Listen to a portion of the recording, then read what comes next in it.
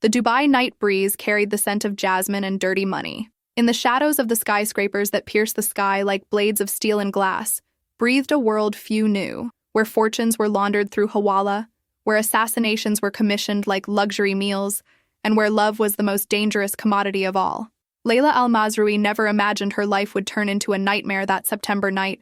At 24, she was the daughter of Rashid Al-Mazrui, the most feared man in the Emirates, leader of the criminal organization that controlled cocaine trafficking, money laundering, and assassination contracts throughout the region. His empire stretched from the Persian Gulf to the Balkans, connecting European cartels and the Italian Mafia. Layla grew up in Al-Barsha, in a white marble mansion where each column cost more than the life of an ordinary man. She never wanted to be a part of that world. She studied interior design at the American University of Dubai, dreaming of working with art, of creating beauty, not of inheriting a legacy stained with blood. But fate, in that city where luxury and violence danced under the same scorching sun, had other plans for her. The story began in an art gallery in Jumeirah, during an exhibition of emerging artists. Layla was there out of passion, not duty. She wore a gold-embroidered abaya that contrasted with her amber eyes that carried ancient sadness, like dunes that had witnessed sandstorms for generations. That's when she saw Khalid Mansoor. He stood before an abstract painting of red and black, his hands in the pockets of an impeccable suit. Tall, with a trimmed beard and eyes as dark as oil, Khalid had a presence that instinctively made people recoil, an aura of controlled danger. "It looks like blood in the desert," Layla murmured, not realizing she'd spoken aloud. Khalid turned. His eyes met hers, and something shifted in the air, as if the universe had held its breath. "Or love," he replied, his voice deep. "Both leave permanent scars in the sand." Layla felt a shiver run down her spine. There was something familiar about this man, but she couldn't quite put her finger on it. They talked about art, about Dubai, about dreams that seemed impossible in a city built on ambition and secrets. There was an immediate, dangerous chemistry that neither could ignore, like two flames that recognize each other even knowing they will consume one another. What Layla didn't know was that Khalid Mansoor worked for Tariq al-Fahim, her father's greatest rival, the leader of a criminal faction vying for control of the trafficking routes that crossed the Emirates. The war between the Al-Mazrui and Al-Fahim families had already claimed dozens of lives in Dubai, although none of this reached the official newspapers. Khalid was Tariq's enforcer, the man who resolved problems when negotiations failed, when territories needed to be conquered with bullets instead of words. His hands were stained with the blood of men who were probably loyal to Layla's father. But in that perfumed gallery in Jumeirah, he was just a man admiring art. Khalid didn't know who Layla was either. Not that night. To him, she was just a woman of mesmerizing beauty, who spoke about paintings with a passion he hadn't seen in years in that city of facades. They exchanged numbers. They promised to see each other again. And so, unknowingly, they planted the seed of destruction. In the following months, Layla and Khalid met in secret. Hidden cafes in Al-Karama, nighttime strolls along Sukim Beach, where the waves erased their footprints like silent conspirators. Each encounter was a calculated risk, a delicious lie they both maintained because the truth would be unbearable. Layla never mentioned her full surname. Just Layla was enough in that parallel universe they had built. Khalid avoided talking about his work, deflecting conversations when she asked, saying only that he worked in international logistics. They existed in a fragile bubble, built on omissions and half-truths. But the love that blossomed between them was real, visceral, devastating. Layla felt alive for the first time in years, far from the suffocating expectations of her family, far from the watchful eyes of the bodyguards who had followed her since childhood. With Khalid, she could laugh without calculating consequences. She could dream without asking permission. She could just be Layla, not the princess of a criminal empire. Khalid, in turn, found in her a purity he thought he had lost long ago, when he accepted his first assassination contract at 19. In her arms, he could almost forget the weight of the lives he had taken, the screams that echoed in his nightmares. "What would you do if you discovered I was different from what you imagined?" Khalid asked one night as they strolled along the marina, with multi-million-dollar yachts gently bobbing on the dark water. Layla stopped, gazing at him under the artificial light that transformed Dubai into a nighttime fairy tale. "We are all different from what we imagine ourselves to be.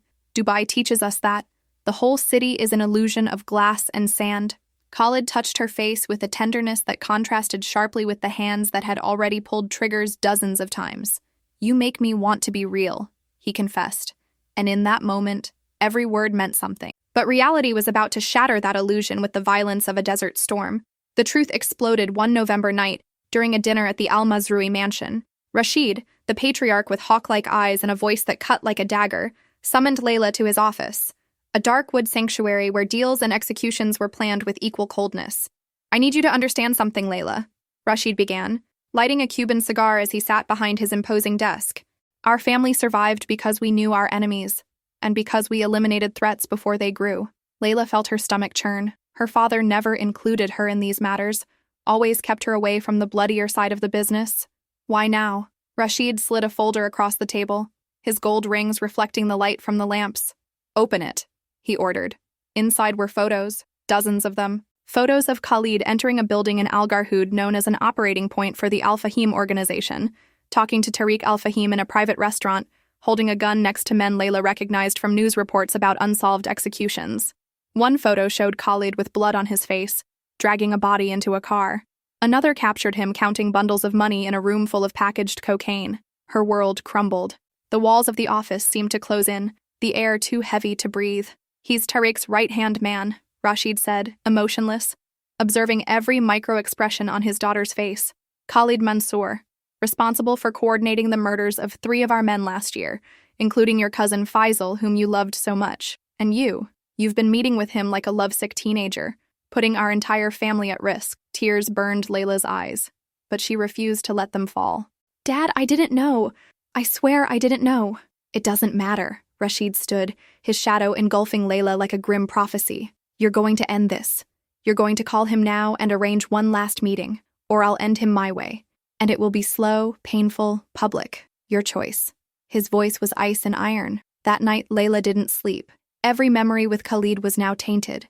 The smiles, the touches, the whispered promises, all built on foundations of blood. She wondered if anything they had lived through was real, or if Khalid had always known who she was, if he was playing a long and cruel game. But worse than the betrayal was the fact that, even knowing the truth, her heart still raced when she thought of him. Khalid discovered Layla's identity that same day through Hassan, Tariq's advisor, an unscrupulous man whose loyalty was bought by the highest bidder. Hassan had been following Khalid out of suspicion, observing him acting strangely, leaving without warning, smiling at his cell phone like a lovesick fool. "Rashid's daughter?" Tariq roared when he heard, his fists pounding on the glass table of his downtown Dubai penthouse. The view of the Burj Khalifa stretched out behind him, but at that moment the city seemed too small to contain his fury. "You're sleeping with the daughter of the man who killed my brother? Have you lost your mind, Khalid?" Khalid was pale but maintained his upright posture. "I didn't know who she was, Tariq. When you found out? Tariq interrupted, his eyes bloodshot with rage. "You found out and you're still going on? Do you think this is a Romeo and Juliet movie? This is war, Khalid. And you're telling me you're in love with the enemy's daughter?" Hassan, leaning against the wall with a sinister grin, added, "Perhaps we can use this. The girl could be our entry into the Al-Mazrui fortress." Khalid felt nauseous. "No," he said firmly. "She has nothing to do with this. Layla is not part of her father's business." Tariq approached, his face inches from Khalid's. "Everyone's part of this, Khalid. There are no innocents in this world. Either you use her, or I assume you've become a traitor. And you know what happens to traitors in my organization." The threat hung in the air like poison. Khalid had 24 hours to decide. Betray Layla or betray Tariq. There was no third option in that city where loyalty was worth more than gold. Layla called Khalid the next morning, her voice trembling but composed. "We need to talk," she said. "In person." Khalid agreed, his heart heavy as lead. They arranged to meet at a place they knew well, an abandoned cafe in Dera, near the creek, where tourists didn't go and where the owners knew when not to ask questions. When they saw each other, the silence between them was deafening. Finally, Layla spoke. "I know who you are." Khalid closed his eyes. "I know who you are too." "So we always knew?" she asked, tears finally escaping. "No," Khalid said quickly, holding her hands even though he knew he shouldn't touch her. "I found out yesterday." "And you?" "Yesterday," she confirmed. For an absurd moment, they both laughed. A bitter, desperate laugh, full of cruel irony. They had discovered it that same day. The universe had a sadistic sense of humor. "My father wants me to finish this," Layla confessed. "Mine wants me to use you to get to him," Khalid replied, honest to the end. The stark, brutal truth hung between them like a death sentence. "Then it's over," Layla whispered, though each word tore her apart inside. "It has to end," Khalid agreed, though he knew he couldn't simply erase what he felt. But Layla, with all her apparent fragility, was Rashid Al-Mazroui's daughter. She had steel in her spine even when she didn't realize it. "Or we can fight," she said suddenly, her amber eyes gleaming with desperate determination. "Fight?" Khalid repeated, incredulous. "Layla, this isn't a fairy tale. Our parents won't simply accept it. They'll kill us." "Then we die," she replied. And there was something wild in her voice now. "But at least we die being our own, not theirs. I'm tired of living in my father's shadow, of being just a pawn on his chessboard. And you? Are you going to spend the rest of your life being Tariq's watchdog?" The words hit Khalid like bullets. She was right. He had spent 5 years carrying out orders, killing people who perhaps didn't even deserve to die, building fortunes for men who treated him like a disposable tool. "What are you proposing?" he asked cautiously. Layla leaned in, her voice low but firm. "Escape. But first, destroy them both from the inside. I have access to my father's files, bank accounts, trafficking routes, corrupt contacts in the police. You have access to Tariq's. We hand everything over to the federal authorities, let both empires burn, and disappear before they even notice." It was madness, suicide, but it was also freedom. Khalid looked at Layla, really looked, and saw not a sheltered princess, but a warrior willing to set the world ablaze for love. "They will hunt us to the ends of the earth," he warned. "Then we run to the ends of the earth," she replied. And they sealed the pact with a kiss that tasted of salt, tears, and damnation. The next 15 days were a dangerous dance with death. Layla, using her access as a daughter, discreetly copied files from Rashid's digital vault, terabytes of evidence that could dismantle the entire Al-Mazrui operation. Contracts with corrupt politicians, cocaine routes from Colombia through the Persian Gulf, recordings of compromising conversations. It was enough material to imprison her father and all his associates for life. Each copied file was a betrayal, a stab in the back of the man who raised her. But Layla was beyond regret now. Khalid did the same with Tariq's files. Taking advantage of his position of trust, he infiltrated the organization's communication systems, copied lists of hitmen, evidence of contract killings, and money laundering schemes through shell companies in Dubai and Abu Dhabi. Hassan began to suspect something, watching Khalid with a snake-like eye, but he had no proof, yet. Time was running out. They needed to act fast. In the 3rd week, Layla and Khalid met at a discreet hotel in Sharjah, off the radar of both families. They had everything: encrypted flash drives, stolen physical documents, audio recordings. "There's a federal agent who works with Interpol," Khalid said, connecting his laptop. "He's been investigating criminal organizations in the Gulf for 3 years. If we hand this over directly to him, we need to secure immunity first," Layla interrupted, more pragmatic than ever. "We can't go to jail with them." They negotiated for days through encrypted channels with agent Ahmed Al-Qasimi, a 40-year-old Emirati who had dedicated his life to cleaning Dubai of the underworld that shamed his country. When he saw the content Layla and Khalid were offering, he knew it was the opportunity of his career, perhaps of the decade.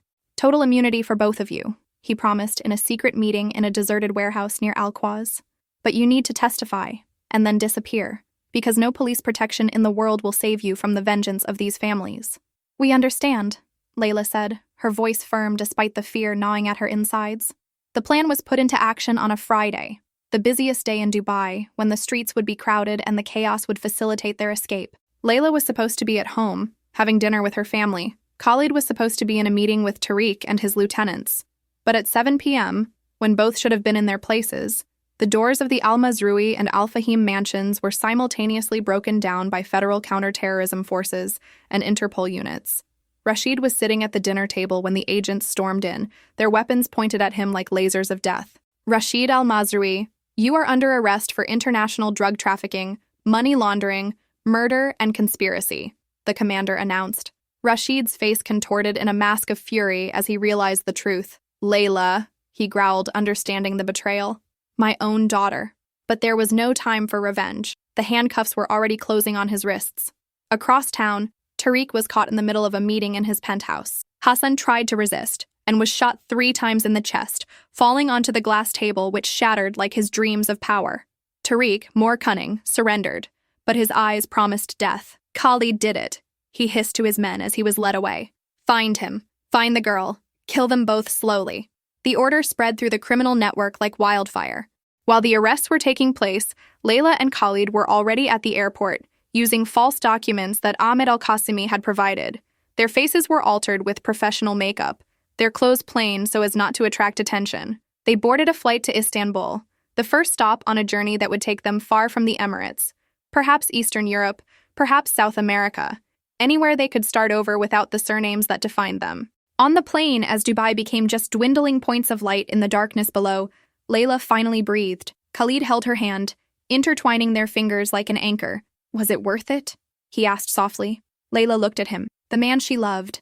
The man who should have been her enemy. The man she had chosen above blood and family loyalty. "Ask me in 10 years, she replied with a sad but genuine smile. But the peace was an illusion. 3 months later, as they were establishing a new life in Bucharest, Romania, under false names, the past caught up with them. Khalid noticed it first. A man watching them from a cafe across from their rented apartment. Then another, on the corner. He recognized the style. Professional hitmen, probably sent by what remained of the Al-Fahim organization. Tariq was imprisoned, but he had tentacles all over Europe. "We need to get out," Khalid said, already grabbing the emergency backpack he always kept ready. "Now!" But it was too late. The apartment door burst open and 3 men entered with guns drawn. Khalid pushed Layla into the bedroom, drawing the pistol he had kept hidden despite swearing he would never use it again. Gunshots echoed in the small space. Khalid hit one of the attackers in the chest, another in the leg. The third struck him in the shoulder, the bullet piercing muscle and bone. Layla screamed, grabbing a candelabra and striking the third man in the head with desperate force. He fell, bleeding. They fled the apartment, Khalid bleeding, but still able to run. The streets of Bucharest were a labyrinth they had studied precisely for this moment. They lost their pursuers in dark alleys, blending into crowds, changing clothes in public restrooms. When they finally stopped to breathe, in a cheap hotel in the suburbs, Layla treated Khalid's wound with a first aid kit, her hands trembling. "This will never end, will it?" she asked, silent tears streaming down her face. "They'll never stop hunting us." Khalid, pale from blood loss, cupped her face in his good hand. "Then we keep running, or we fight back." There was fire in his eyes now, not the fire of an assassin following orders, but of a man protecting what he loves. "If they want war, we'll give them war, but on our terms." Layla understood. Running was surviving, but it wasn't living. They needed to end this once and for all. In the following weeks, using contacts Khalid maintained in the underworld, people who owed favors, hackers who worked for a set price, they uncovered the structure that was still operating on behalf of the Al-Mazrui and Al-Fahim families. With the leaders imprisoned, lieutenants were fighting for power, the organization fragmenting but still dangerous.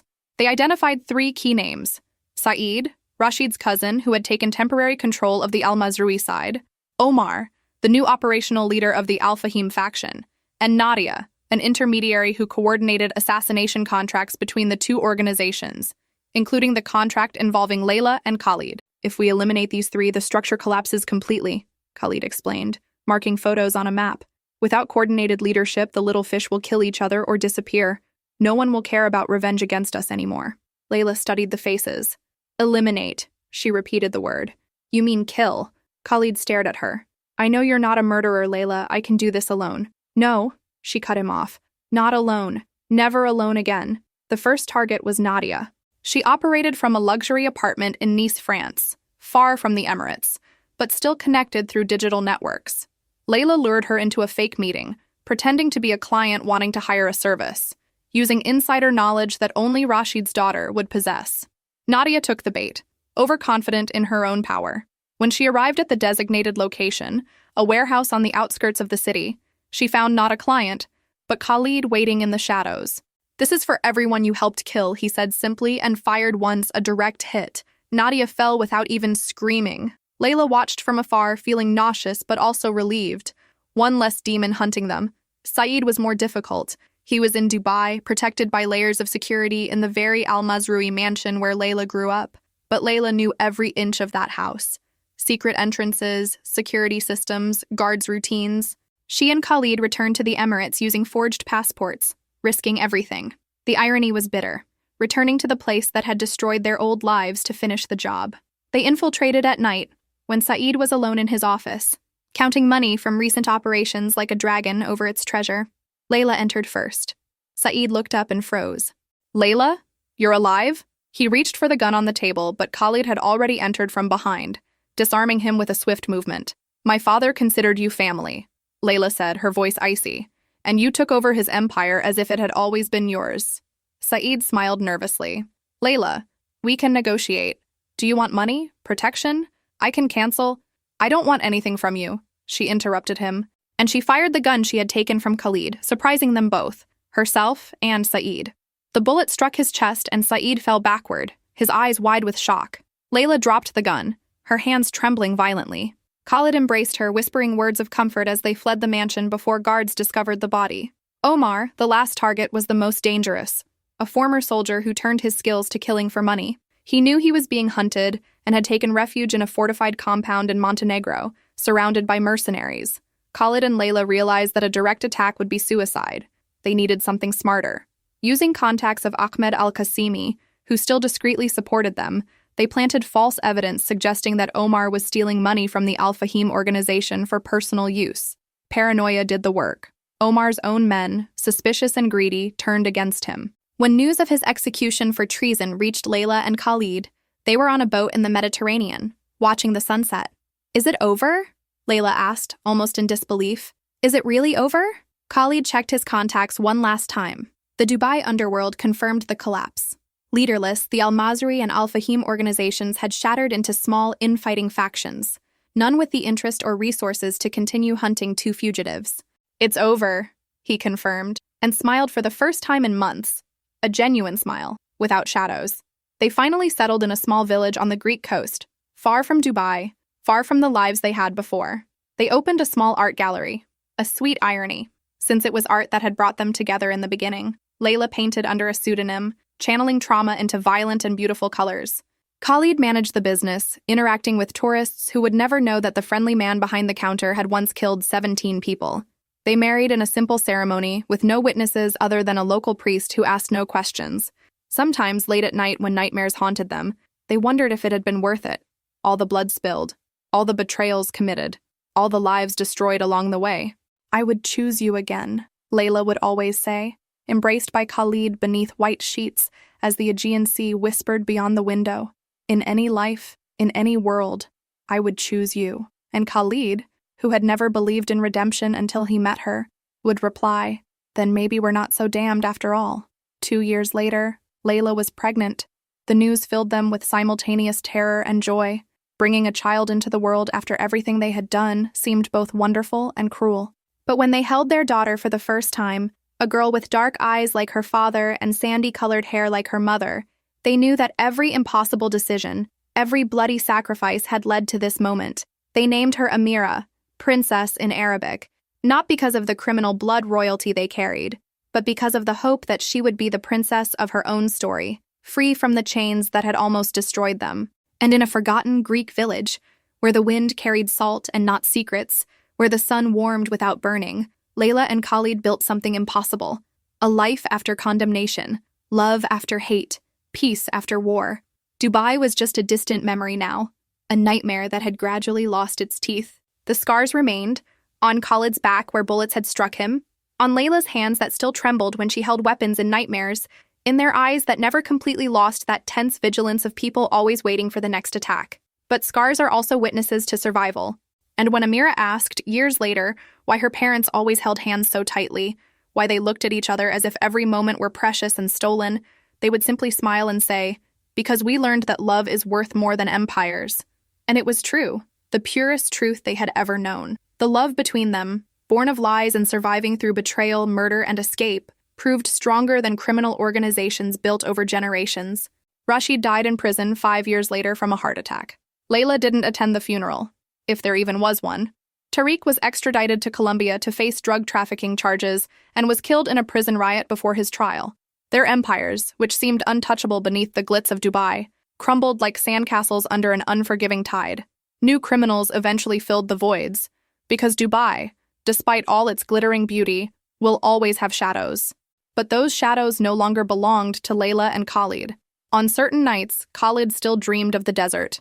Not the real desert of Dubai, but a metaphorical desert made of blood and regret. He would wake up sweating, and Layla was always there, his anchor to reality. "You're back?" she would ask softly. He would nod, unable to speak. "You're not there anymore," she would remind him, kissing his forehead. "You're here, with me, with Amira. You left the desert, And gradually, over the years, the nightmares lessened. They didn't disappear completely. Perhaps they never will. But they lost their power. Layla also had her demons. Sometimes she would see Saeed's face, his eyes wide at the moment of death, and feel nauseous. She had killed her own cousin, blood of her blood, with a cold, calculated shot. Did that turn her into a monster like her father? You did what was necessary to survive, Khalid would remind her when guilt consumed her. Not for power, not for greed. To live, for us. That makes us different from them. Layla wanted to believe it, and most days she could. When Amira turned 10, old enough to understand complexity, but too young for cruel judgment, they told her part of the truth, not all the bloody details. Some things children don't need to bear, but the essentials. Were you criminals? Amira asked, her eyes wide. We were part of criminal families, Khalid carefully corrected. But we chose to leave. We chose to be different. And that's why you ran away? She continued. Layla nodded. We ran away so we could choose who we would be, so that you could be born free from those choices.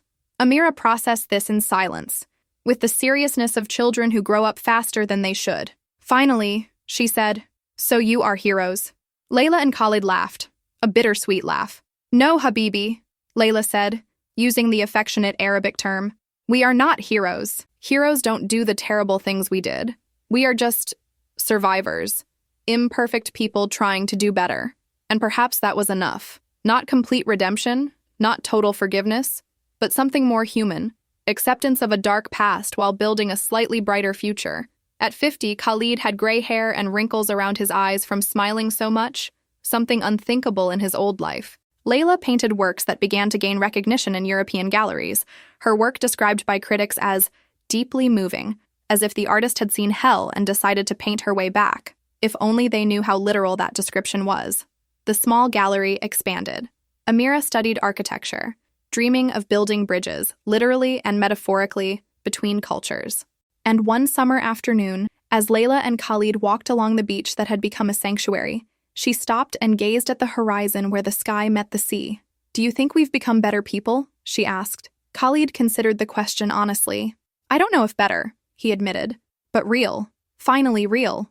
And perhaps, in the end, authenticity mattered more than moral perfection. They had blood on their hands that would never fully wash away.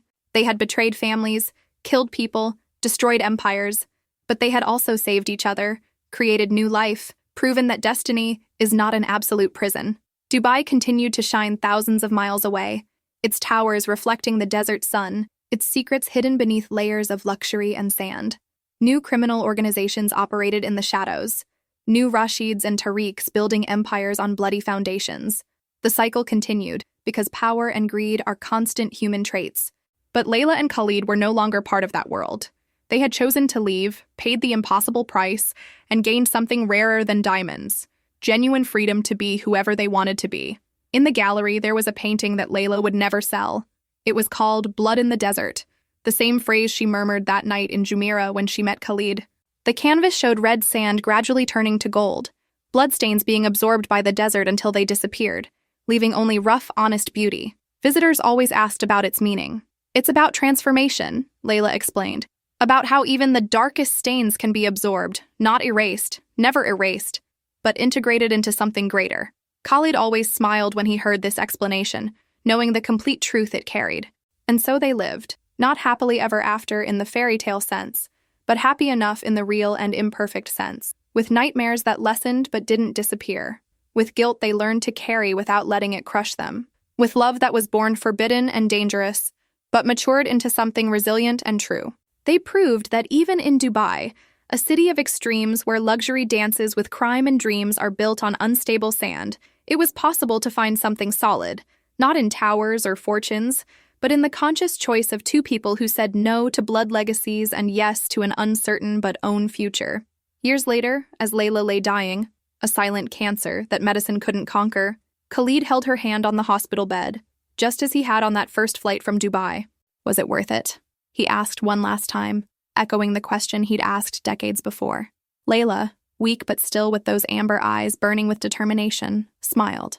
Every damn second, she whispered, and she closed her eyes for the last time, not with fear or regret, but with the peace of someone who had lived on her own terms.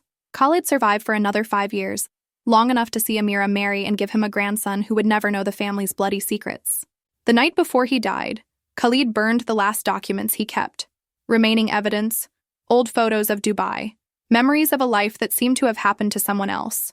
As the flames consumed yellowed paper, he thought of all the paths not taken, all the choices they could have made differently.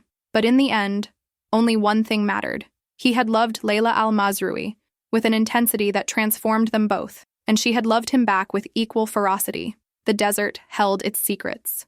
Dubai continued to shine, indifferent to two lives that had crossed and escaped its shadows.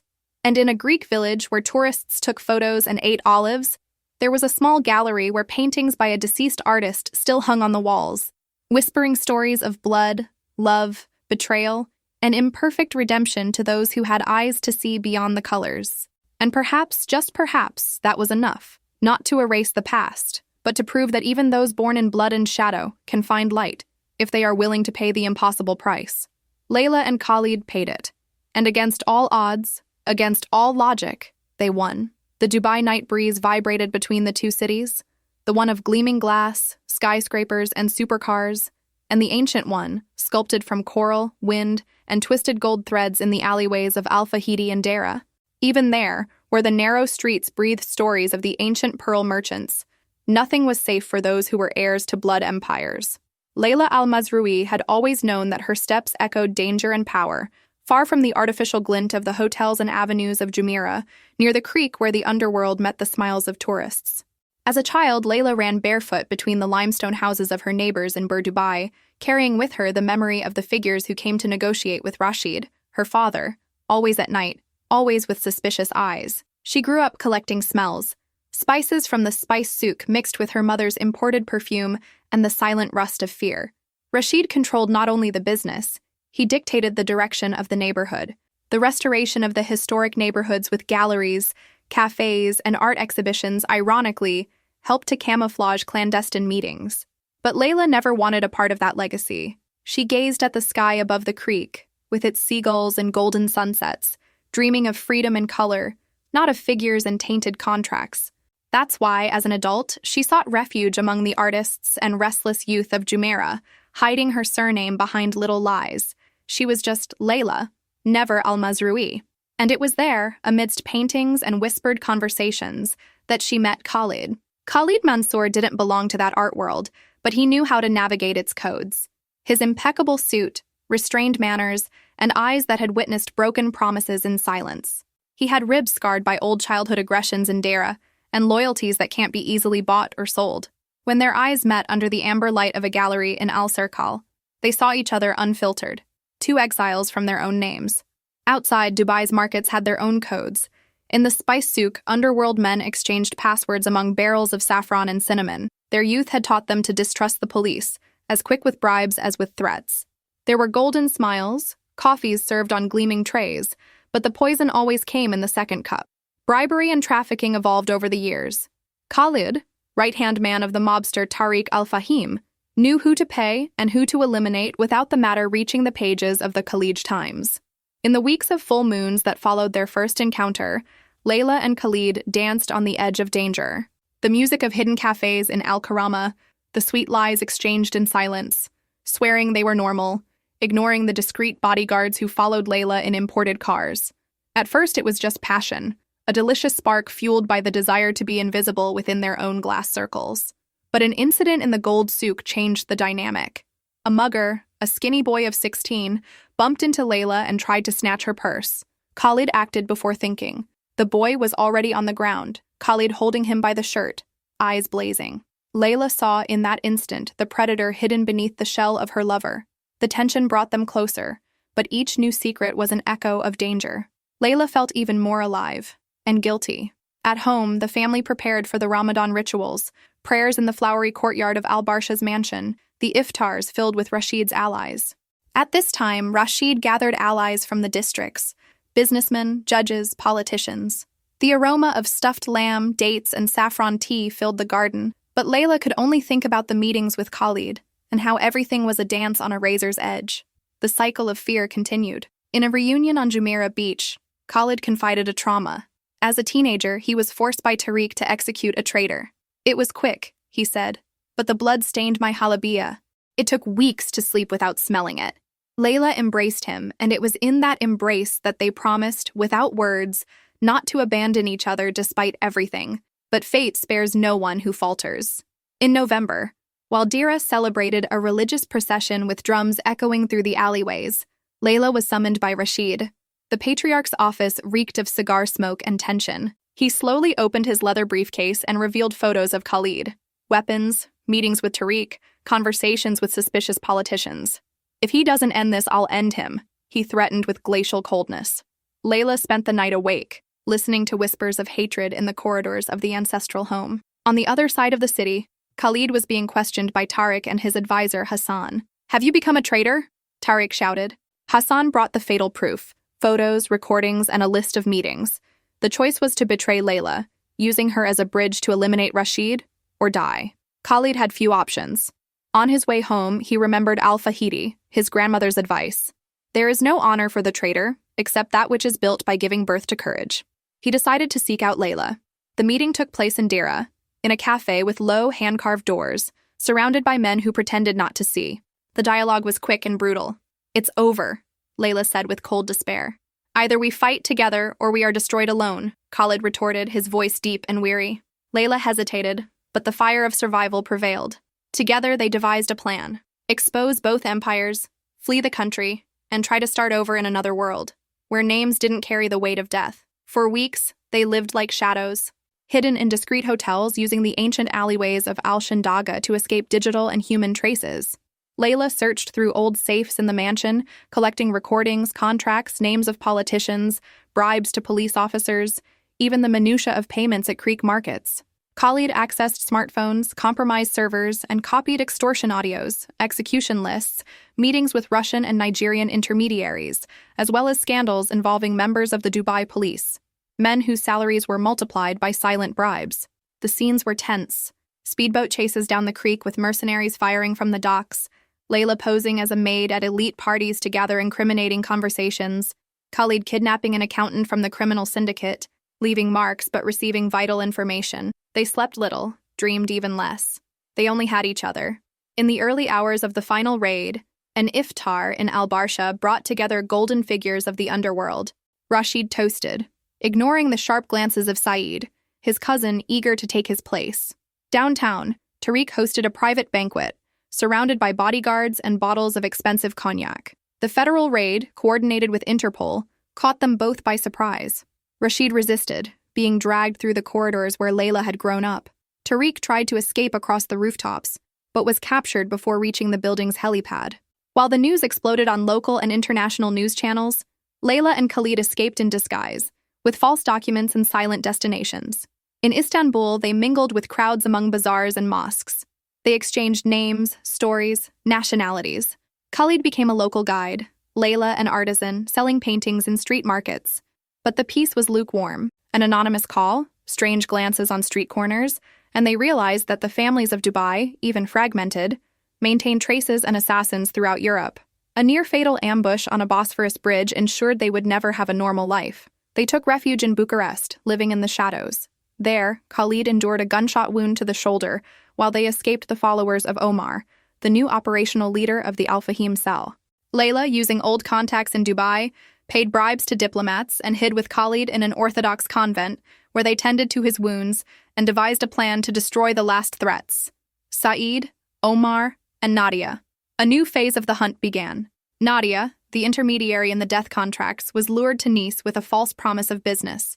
The tense and silent meeting ended with Khalid executing Nadia without emotion, a silent ode to all those whose lives she sold. In Dubai, Layla and Khalid infiltrated the ancestral mansion again, eliminating Saeed not only physically, but symbolically.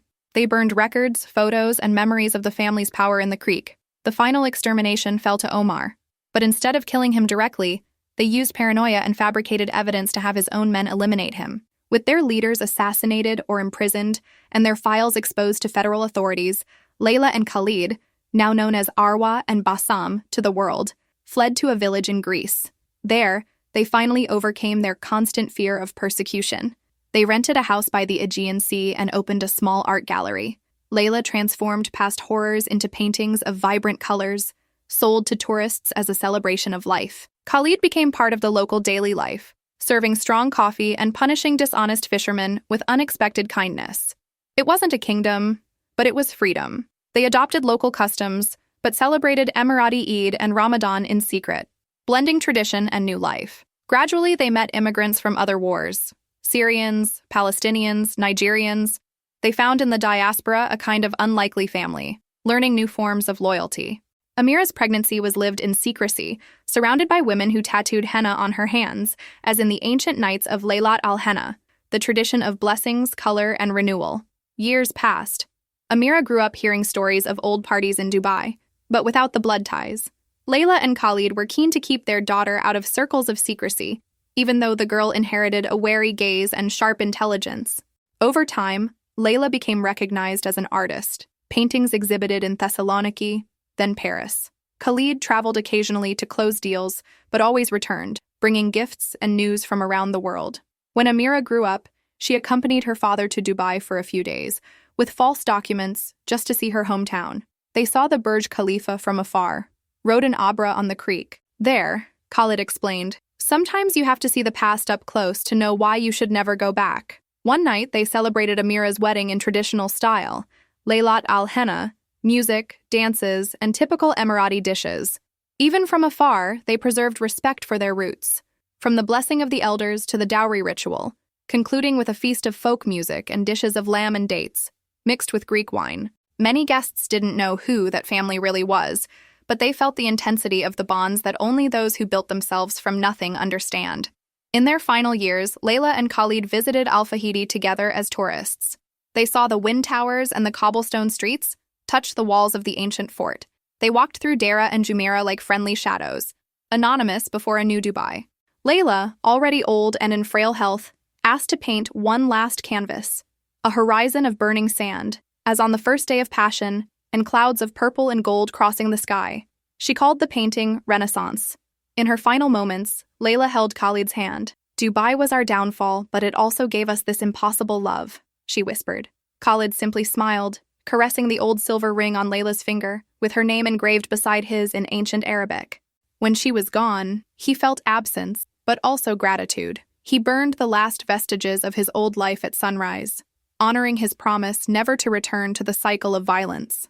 Amira stayed, building a family and identity based on truth, choice, and respect for the past. Eventually, she told her children about their indomitable grandfather and their artist grandmother, about how love survives even the cruelest desert. And so the final lesson was perpetuated. Freedom is not without cost, but sometimes loving and surviving is the greatest act of courage possible, even for those born in the shadows of Dubai.